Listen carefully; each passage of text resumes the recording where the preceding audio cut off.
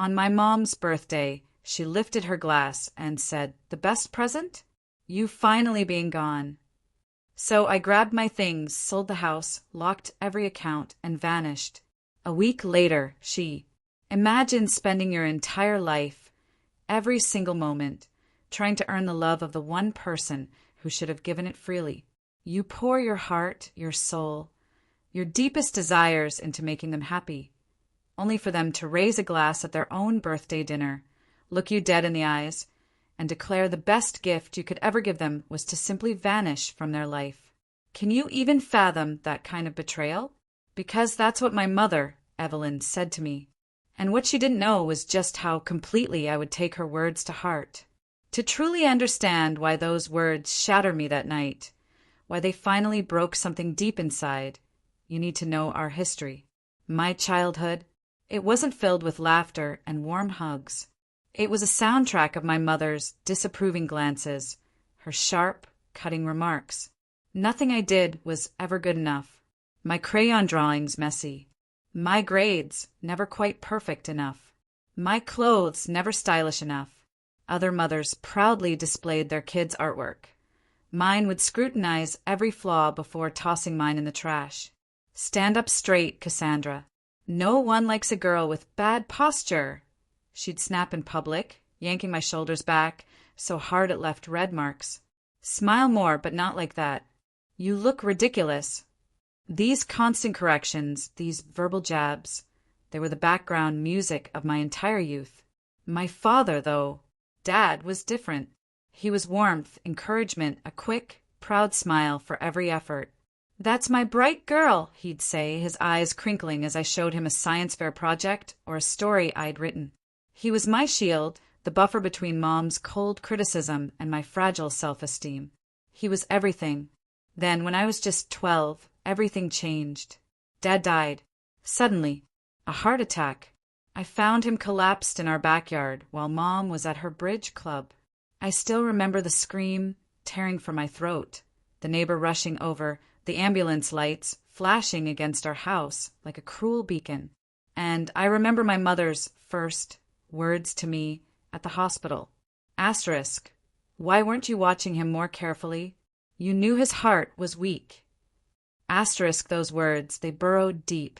Like poison ivy, they spread through my psyche. In my mother's twisted narrative, I became partially responsible for my father's death. It was the beginning of a crushing guilt she would cultivate in me for decades. My teenage years became an endless, desperate quest for approval that, of course, never came. I joined every club, maintained a 4.0 GPA, became debate team captain and school newspaper editor. Each achievement was met with a dismissive, "Jennifer's daughter got into Harvard," or "Lisa's daughter has much better stage presence in her recital." Despite her constant discouragement, I earned a full scholarship to Northwestern. "You'll probably drop out after a semester," she sneered when I showed her the acceptance letter. "College is harder than you think." But I didn't drop out. I graduated summa cum laude with a double major in finance and economics. Mom didn't attend my graduation. She claimed she had a migraine. My relationships suffered the most from her interference. At 22, I dated Michael, a kind medical student everyone adored. He came to dinner, and Mom spent the evening subtly undermining me. "Cassandra was always so awkward with boys," she told him over dessert. "I'm surprised she caught your attention." A week later, she called him privately. She told him about my emotional issues, how I needed more therapy before being ready for a serious relationship. He broke things off shortly after. This pattern repeated with Ryan at 25 and James at 28. Each time, my mother found a way to sabotage any happiness I found. "I'm just looking out for you," she'd say, a chilling sweetness in her voice.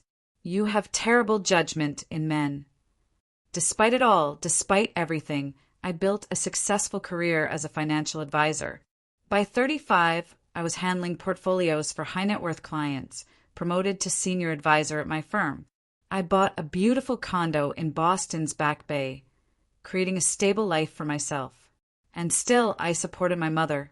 After Dad died, she never worked, living off his life insurance and pension. When those funds dwindled, I began supplementing her income.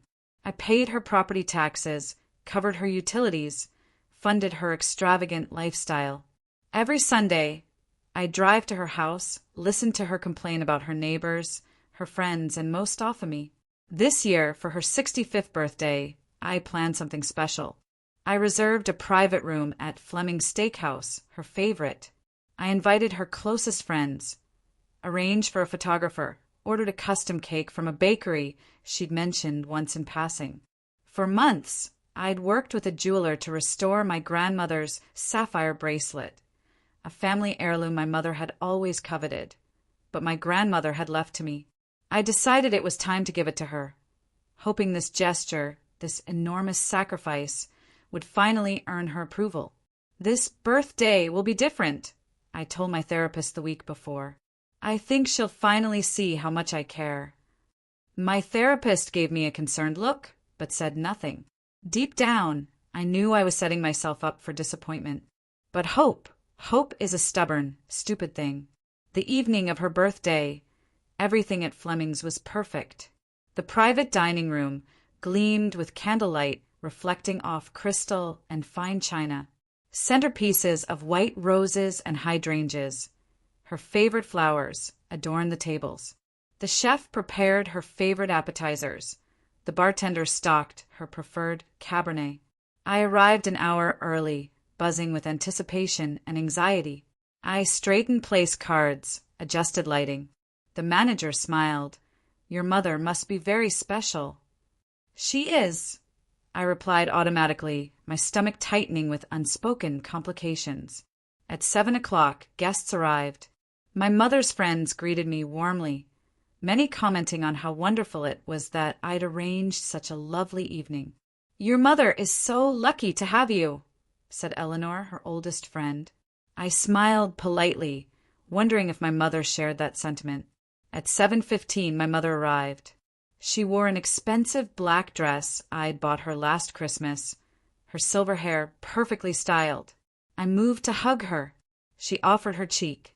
"The valet took forever," were her first words to me. "And this room is too dark. How will anyone see properly?" "I can ask them to adjust the lighting," I offered quickly. She sighed. "Never mind. It's fine. Who selected these flowers? Hydrangeas make me sneeze." Hydrangeas, they had been her favorites for as long as I could remember. I'd watched her plant them in our garden every spring. I said nothing, just signaled the waiter to bring her wine. Dinner proceeded with my mother holding court, barely, acknowledging me, except to ask me to tell the waiter her steak was overcooked, though I could see it was perfectly medium rare, just as she'd requested. After the main course, before dessert, I stood to present her gift. The small blue velvet box felt heavy in my hands as I approached her chair. "Mom," I said, my voice stronger than I felt, "I wanted to give you something special for your 65th birthday." I handed her the box. This was grandmother's bracelet. I had it restored, the clasp replaced with white gold. The table fell silent as she opened the box. The sapphires caught the light twinkling. It was truly beautiful. I'd spent thousands having it professionally restored. My mother looked at it for a long moment, then closed the box with a sharp snap. "Your grandmother should have left this to me in the first place," she said flatly. "She always did favor you inappropriately." The table grew uncomfortably quiet. Eleanor, sitting beside my mother, touched her arm gently. "Evelyn, it's a beautiful gift." My mother placed the box on the table without another word. My cheeks burned with humiliation as I returned to my seat. When the cake arrived, glowing with candles, everyone sang happy birthday. My mother smiled for the photographer, then stood to make a toast. "Thank you all for coming tonight," she said, her voice carrying across the now silent room. "It's nice to be surrounded by true friends on my birthday." She didn't look at me.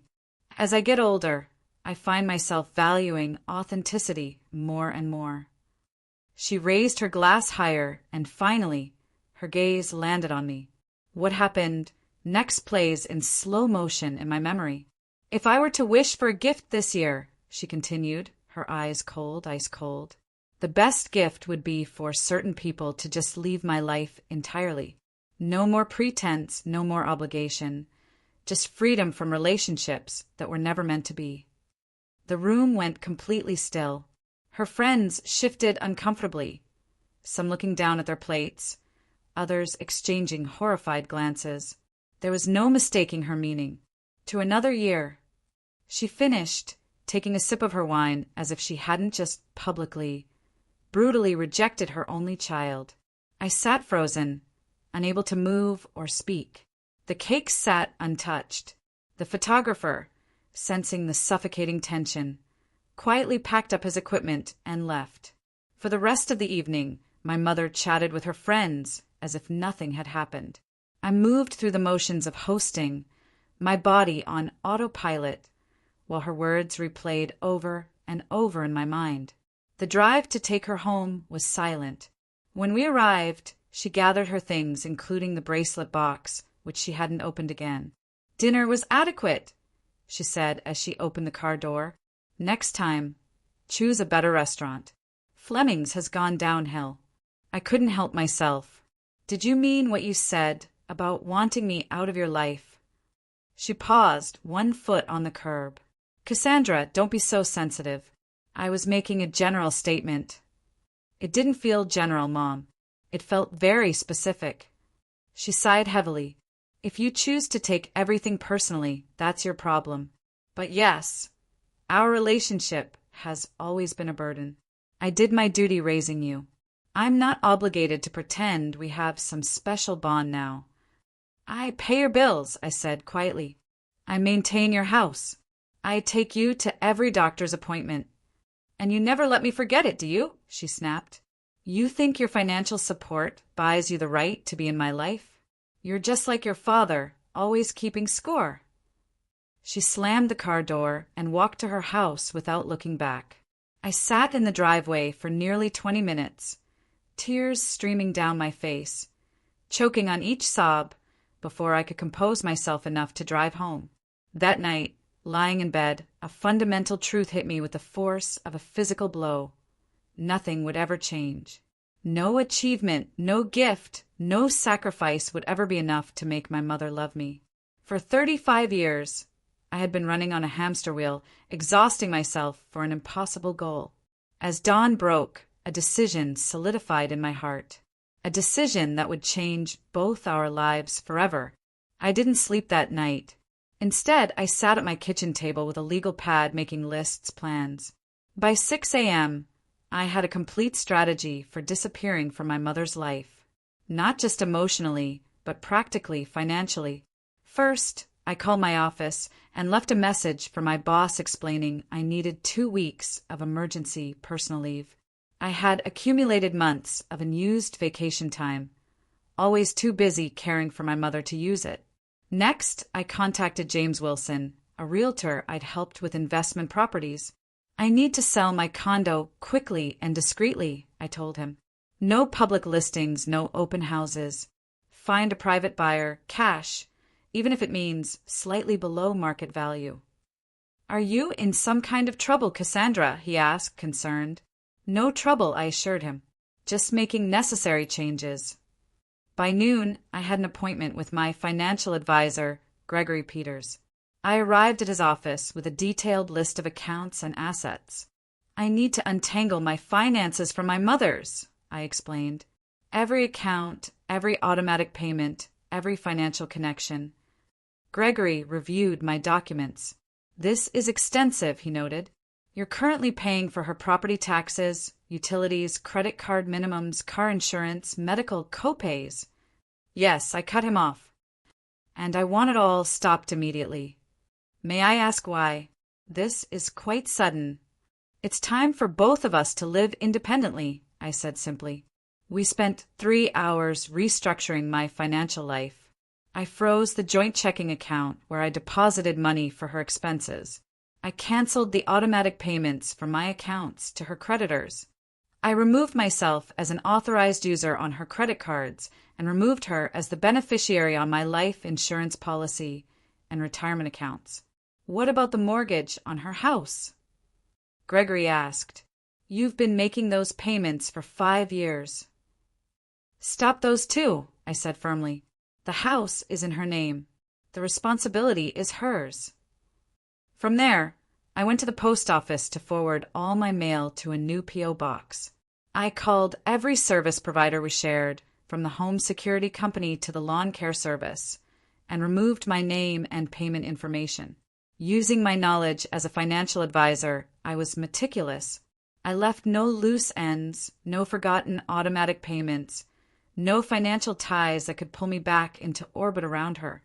Back at my condo, I packed only what I truly needed: clothes, important documents, irreplaceable photos, a few sentimental items from my father. Everything else, I decided, could be sold with the condo or donated. As I packed, I realized how little I actually cared about my possessions. So many had been purchased to impress my mother or meet her expectations of what my life should look like. The expensive artwork I never liked, the formal dining set I never used, the designer clothes that never felt comfortable, all could stay behind. That evening, I wrote my mother a letter. It took 7 drafts before I had something that expressed my feelings without anger or accusation. Mom, asterisk, you said the best gift would be for me to leave your life. I am giving you that gift. By the time you read this, I will be gone. The financial support I have provided over the years has ended. The house bills and all expenses are now solely your responsibility. Asterisk, asterisk, this is not done out of anger but acceptance. You are right that our relationship has been based on obligation rather than love. I release us both from that obligation. Do not try to find me. I do not wish to be found.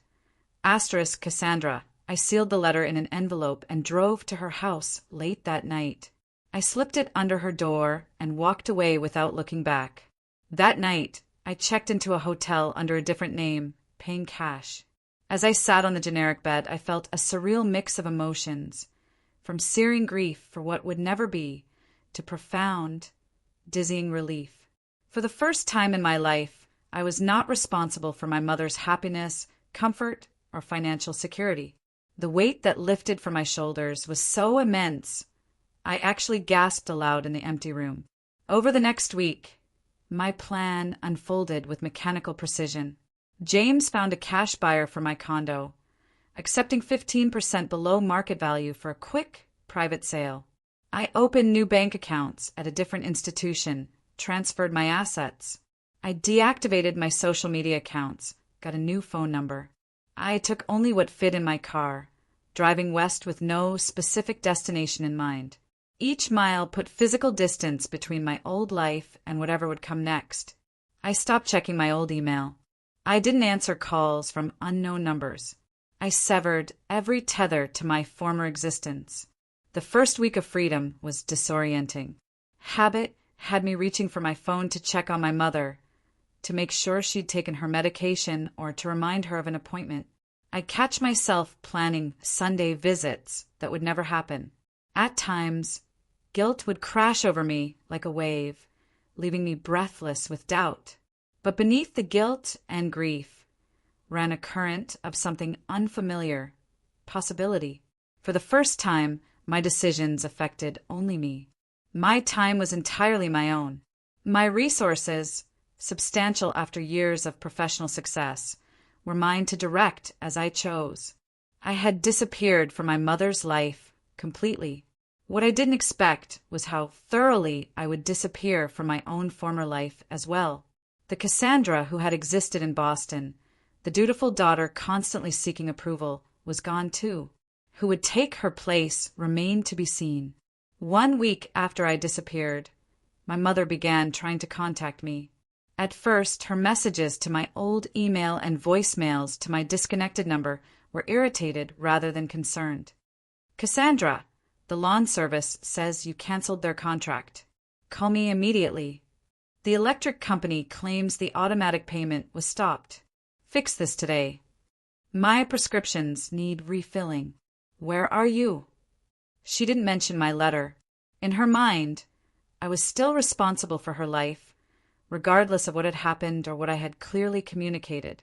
10 days after I left, my former assistant, Megan, emailed my new address, which I'd provided only to her and my therapist. "Your mother came to the office today," she wrote.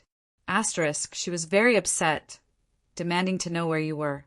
Security had to escort her out when she started yelling. "Is everything okay?" Asterisk, I thanked Megan for letting me know, but provided no details. The same day, Eleanor called my therapist's office, trying to get information about me.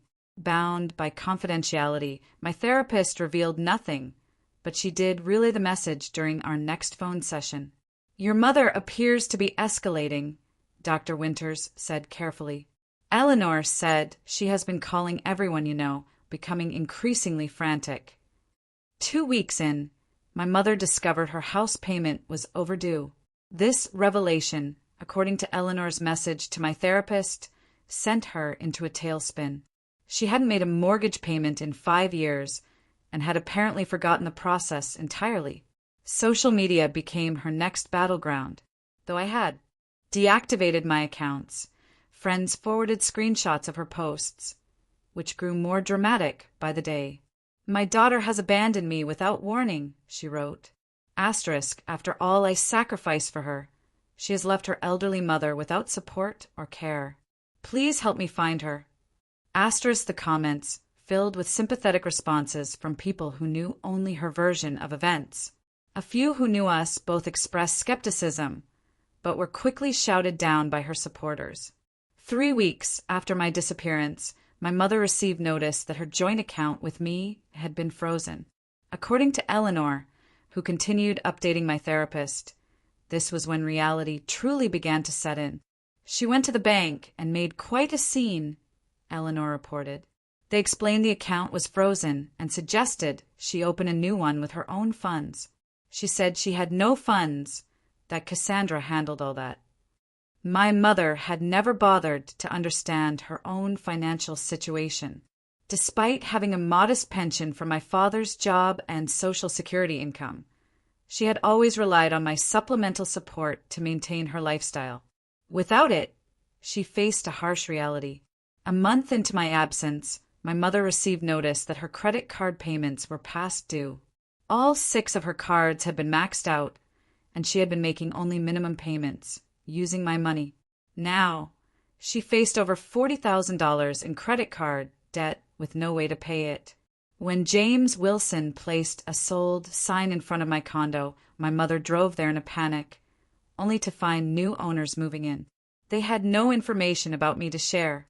5 weeks after I left, my mother missed her second mortgage payment and received her first formal warning from the bank. This, coupled with her mounting credit card debt, caused her first health crisis. Eleanor found her collapsed in her kitchen, hyperventilating from an anxiety attack. At the hospital, her blood pressure was dangerously high, and the doctor prescribed medication for anxiety and hypertension. "She kept asking for you," Eleanor told my therapist. "It was the first time I saw her actually worried about you, rather than what you could do for her." After 6 weeks, my mother left her first voicemail that wasn't demanding or accusing.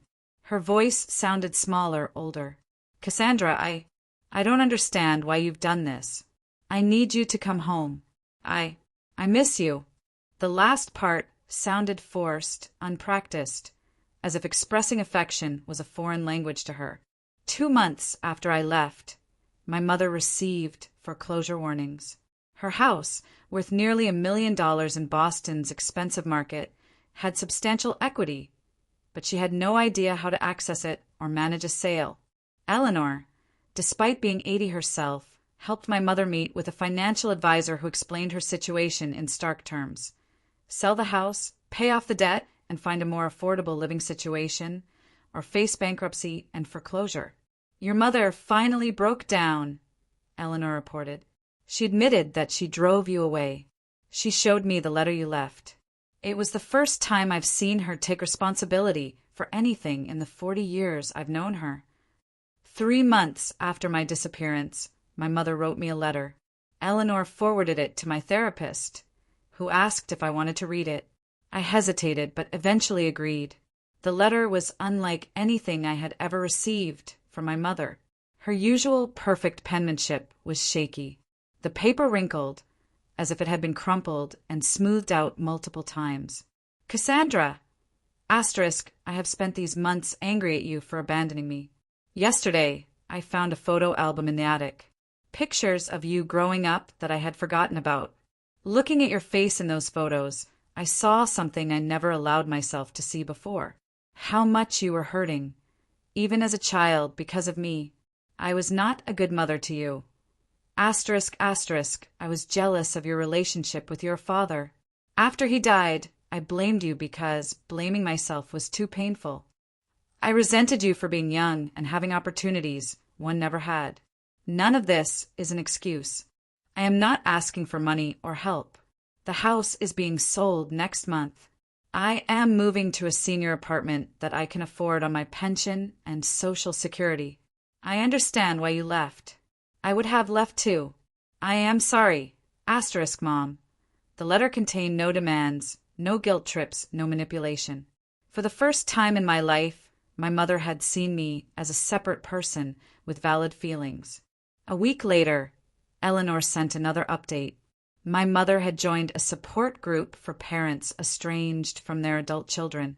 She was seeing a therapist weekly. She was learning to do things for herself that she had always relied on others to handle. On her next birthday, exactly 1 year after the dinner that changed everything, Eleanor sent a final message. Evelyn celebrated quietly at home. She had a small cake that she bought herself. She told me it was the first birthday where she truly understood what she had lost. Not the financial support or the practical help, but you. Just you. While my mother was confronting her new reality, I was building mine. After 2 weeks of driving across the country, I settled in Seattle, as far from Boston as I could get while staying in the continental United States. The constant rain and gray skies matched my mood those first few months. But the stunning beauty of the Pacific Northwest began to heal something in me. I found a modest apartment in Queen and with a view of Puget Sound. Unlike my Boston condo, I furnished this place entirely to my own taste. Simple, comfortable furniture in blues and greens that reminded me of the ocean. No formal dining room. No guest room designed to impress visitors who never came. Just spaces that felt like home to me. Using my experience and credentials, I found a position at a boutique financial firm specializing in ethical investments. The company was smaller than my Boston firm, the clients less wealthy, but the culture emphasized work-life balance and genuine service rather than prestige and profit. We value advisors who care about their clients as people, not just portfolios, the managing partner told me during my interview. I almost cried. My next priority was therapy. Dr. Matthews specialized in childhood trauma and toxic family dynamics. Unlike my Boston therapist, who had gently encouraged reconciliation over the years, Dr. Matthews validated my decision to separate from my mother. Estrangement is sometimes the healthiest choice. She told me during our first session, not every relationship can or should be saved. Those words gave me permission to stop feeling guilty, to stop second-guessing the decision that had allowed me to breathe freely for the first time in decades. Making friends proved more challenging than finding work or housing. In Boston, most of my social connections had been through my mother or workplace. In Seattle, I had to learn to form relationships based solely on common interests and genuine connection.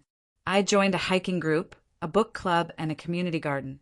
Slowly, I built a circle of friends who knew nothing about my past, who liked me for who I was rather than what I could provide. These connections felt like a fresh, clean rain. The first holiday season alone was difficult. Thanksgiving came with a wave of grief, so intense I spent the day in bed, looking at old photos of my father and crying for the family I never really had. Christmas brought anxiety dreams where I was frantically shopping for my mother, only to realize I had forgotten what she liked. But New Year's Eve marked a turning point. My new friend Stephanie invited me to a small gathering at her house. There, I met Daniel, a high school English teacher with kind eyes and a quiet sense of humor. We talked for hours about books, hiking trails, and our favorite spots in Seattle. When he asked for my number, I hesitated, old fears surfacing about letting someone close. But I gave it to him anyway, a small act of courage that felt enormous. Our first few dates were nothing like my Boston relationships.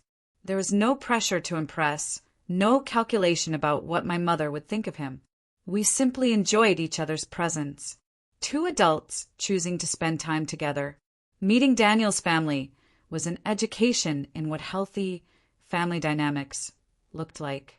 His parents disagreed without contempt, expressed affection without strings, and showed interest in his life without trying to control it. The first time his mother hugged me goodbye, I stood stiff with surprise before awkwardly returning the embrace. "Your family is so normal," I told Daniel afterward. "It's kind of amazing." He laughed. "They have their quirks, but yes, they're pretty great." 6 months into my new life, I had my first major breakthrough in therapy. Dr. Matthews had asked me to write a letter to my younger self, the child who tried so hard to earn her mother's love. Asterisk, discreetly. "I'm sorry," she said, her voice steady despite the tears. "I never thought I would see you again." "I never planned to come back," I admitted. She nodded. "I understand why. I've had a lot of time to think about everything. Eleanor mentioned you joined a support group." "Yes." She gave a small, self-deprecating laugh. "Parents estranged from adult children. PAC, they call it. At first, I went to learn how to get you back. But what I learned instead was why you left." She turned slightly to face me, her hands clasped tightly in her lap. The other parents there, they all had stories about their ungrateful children who abandoned them for no reason. But as they talked, I began to see the patterns, the control, the criticism, the emotional manipulation. I recognized myself in their stories, and it was uncomfortable. I remained silent, hardly believing what I was hearing. My therapist, Dr. Collins, helped me understand something I never wanted to face. She took a deep breath. "I treated you the way my mother treated me." This was new information. My grandmother, who had died when I was 10, had always seemed like a saint in family stories. "Your grandmother?" My mother nodded. "She was cruel. Nothing I did was ever good enough. She compared me constantly to my cousins, to neighbors' children. She told me I was the disappointment of her life." Her voice caught. "Sound familiar?" I felt a chill despite the warm spring day. "You never told me." "I never told anyone. I was ashamed, somehow, as if her treatment of me was my fault." She looked down at her hands. "When you were born, I swore I would be different, but I didn't know how. I had no model for good mothering, only perfect images from magazines and television that I could never live up to." "That explains some things," I said carefully, "but it doesn't excuse them." "No," she agreed immediately. "It does not. Nothing excuses how I treated you, especially after your father died. I was jealous of your relationship with him. He knew how to love you in a way I didn't know how to love anyone." The frankness of this admission stunned me. My mother had never acknowledged my father's superior parenting, let alone admitted jealousy of our bond. "After he died, I blamed you because I couldn't bear to blame myself for not being there when he needed me. And then, over the years, it became a habit, making you responsible for my happiness, my comfort, my everything." She wiped away another tear. "It was wrong, Cassandra. All of it was wrong." We sat in silence for several minutes, the weight of decades of pain between us. "I brought something for you," she said, finally reaching into her purse. She pulled out a worn leather journal. "I've been writing this since you left. My therapist suggested it might help me understand my behavior and its impact on you." She held it out to me. "You don't have to read it, but if you ever want to understand, it's all there. My childhood, my marriage to your father, my failures as your mother, and my work to become someone different. I took the journal, feeling its weight in my hands. "Thank you," I said, not knowing if I would ever open it. "I'm not asking for forgiveness," she continued. "I'm not even asking to be part of your life again. I just wanted you to know that I understand now why you had to leave, and that I am truly sorry for making that necessary." As we parted that day, there was no tearful reconciliation, no promises of a restored relationship. Instead, there was something more valuable: truth. For the first time, we had spoken honestly about our shared past and the damage done. "I live in Seattle now," I told her as we stood to leave. "I have a good life there." She smiled, a genuine smile without bitterness. "I'm glad. That's what I should have wanted for you all along." "I cannot promise anything," I said carefully. "But if you would like, we could exchange emails. Just see how it goes." "I would like that very much," she replied, her voice steady, but her eyes bright with unshed tears. We agreed to a limited correspondence, emails only for 3 months. No phone calls, no visits, just written words that could be considered carefully before being sent or read. As I watched her walk back to her apartment building, shoulders straighter, but without the rigid control, I felt something unexpected: hope. Not for the mother-daughter relationship I had always craved as a child, but for a new, more honest connection between two flawed adults who shared a painful history, but might possibly find a way forward. On the plane back to Seattle, I held the journal but did not open it. Some truths needed to be approached slowly, with care and support. I would share it with Dr. Matthews first, then decide if and when I was ready to read my mother's unfiltered thoughts. Daniel met me at the airport, his calm presence a balm after the emotional turbulence of the trip. "How did it go?" he asked simply as we drove home. "Honestly," I replied, "nothing like I expected. And maybe, just maybe, better than I feared." 2 years have passed since I vanished from my mother's life. In that time, I have built something I never thought possible. A life defined by peace rather than constant anxiety, by genuine connection rather than obligation, by self-worth rather than desperate approval-seeking. My career in Seattle has flourished. I was made partner at the firm last year, specializing in helping women achieve financial independence after divorce or widowhood. The work feels meaningful in a way my Boston position never did, perhaps because I understand firsthand the power of financial security in creating freedom. Daniel proposed 6 months ago on a hiking trail overlooking the Olympic Mountains. Unlike my previous relationships, our connection has grown slowly and steadily, built on mutual respect and genuine affection rather than desperation or convenience. When I said yes, it was with complete confidence rather than the nagging doubt that had accompanied major decisions in my past life. My relationship with my mother has evolved into something I never imagined possible. Our email correspondence gradually expanded to include occasional phone calls. Last Christmas, I invited her to visit Seattle, and to my surprise, she came. Watching her interact with Daniel and his family was revelatory. She was quieter, more observant, less quick to judge or criticize. When Daniel's niece showed her a drawing, my mother admired it sincerely without pointing out flaws or making comparisons. It was as if she was learning how to be a grandmother by watching Daniel's parents with their grandchildren. "Your mother is not what I expected from your stories," Daniel said after she returned to Boston. "She's not the same person," I replied, realizing the truth of it as I spoke. "Neither am I. We are planning a small wedding for next spring." When I hesitantly asked if she would like to attend, my mother's response surprised me.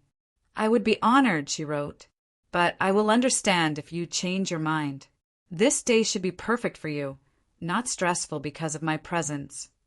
This consideration of my feelings, this willingness to step back if needed, was evidence of how far she had come. 2 years ago, she would have either demanded a central role or refused to attend out of spite. My mother continues her therapy and support group. She volunteers at a community garden and teaches art classes at her senior living facility. We will never have the close mother-daughter bond that some of my friends enjoy with their mothers. Too much damage was done too early, and some wounds, while healed, leave permanent scars. But we have something different, something hard-won. Through separation, self-reflection, and deliberate change, we have an honest relationship between two adults who see each other clearly, with all our flaws and strengths. The journal she gave me sits on my bookshelf. I finally read it with Dr. Matthews's support 6 months after my Boston visit. Its pages contain pain I had never imagined, insights I had never expected, and a perspective on our shared history that helped me understand, if not excuse, the dynamics that shaped our relationship. Looking back on my decision to disappear from my mother's life, I see now that it was necessary, not just for my healing, but for hers as well. As long as I remained the dutiful daughter, absorbing her criticism and meeting her needs, neither of us could change. It was only in my absence that she was forced to confront her behavior and its consequences. Not everyone who hears this will understand my choice. Some will think me cruel for leaving an elderly parent without support. Others might question why I ever allowed contact to resume. But I've learned that healing rarely follows a straight or simple path. Sometimes the kindest thing we can do for ourselves and others is to disappear until we are seen for our true worth. Sometimes the people who hurt us most deeply can change, given enough time and motivation. And sometimes the family we create through choice can teach us how to heal the wounds inflicted by the family we were born into. Daniel and I are building a life based on mutual respect, open communication, and genuine affection. His family has welcomed me with a warmth I never knew was possible. My circle of friends continues to grow, each relationship teaching me something new about healthy connection. As for my mother and me, we proceed carefully, each interaction a small test of our new boundaries and understanding. There are still difficult moments, old patterns that try to reassert themselves. But now we have tools to recognize and redirect these tendencies before they cause new damage. At her most recent birthday dinner, a quiet affair at a restaurant near her apartment, she raised her glass in a toast very different from the one that changed our lives 2 years ago. To second chances, she said simply, and to the daughter who was brave enough to leave so that both of us could find better versions of ourselves. Sometimes, the greatest gift you can give yourself and others is the courage to vanish until they see your true worth. Have you ever had to create distance from someone you love in order to heal? What did you learn from that experience? Tell me what you think in the comments. I really want to know.